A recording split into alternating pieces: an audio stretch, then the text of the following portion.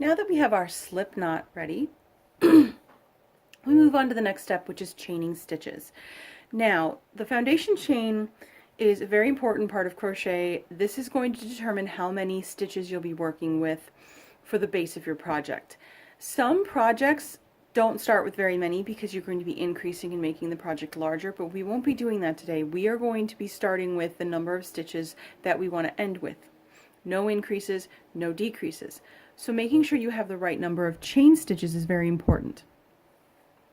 To chain a stitch, here's how I do it at least. I anchor the knot, the bottom of that slip knot. I'll bring it real close so you can see this thing right here. I anchor it between my middle and thumb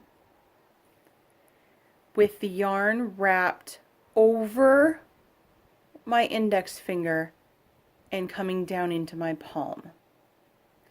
You may need to find a more comfortable way for you to do this particular movement, especially if you're arthritic or if you've never done anything with yarn before. You may need to spend a little bit of time finding the proper way to hold it. Don't worry about it. You will eventually find a good way to hold your tension. This, for me, is the easiest way.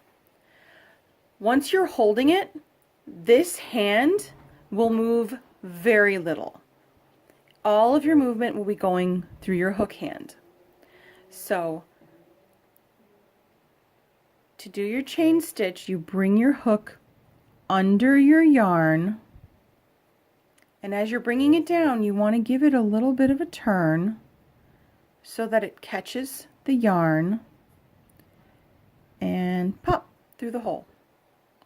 Make sure that you make your foundation chain a little bit loose. If you don't, you're going to have a lot of trouble doing your foundation chain. For this project, we're going to be doing, let's say, 18 stitches.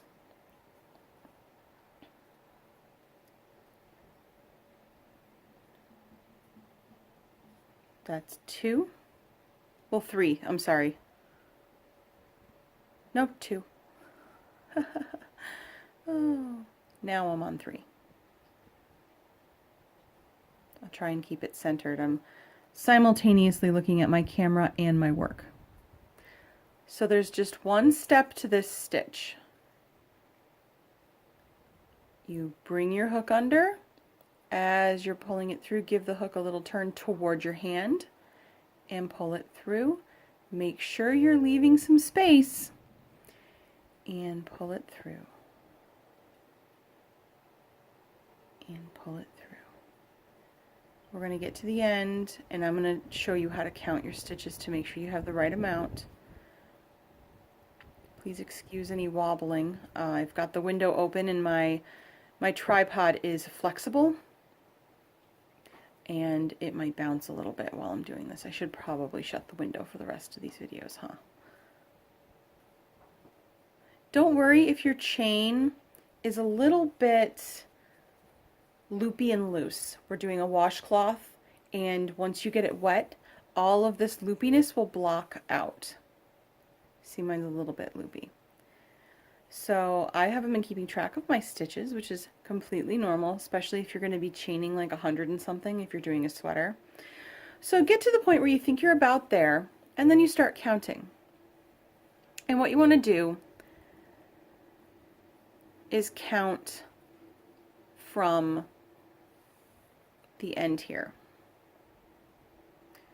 1, 2, 3, 4, 5, 6, 7, 8, 9, 10, 11, 12, 13, 14, 15, and we're going to do 18. 16, 17, 18. And now you have your foundation chain. Don't worry about the long tail, you'll be weaving it in at the end. And we are ready to start our single crochet.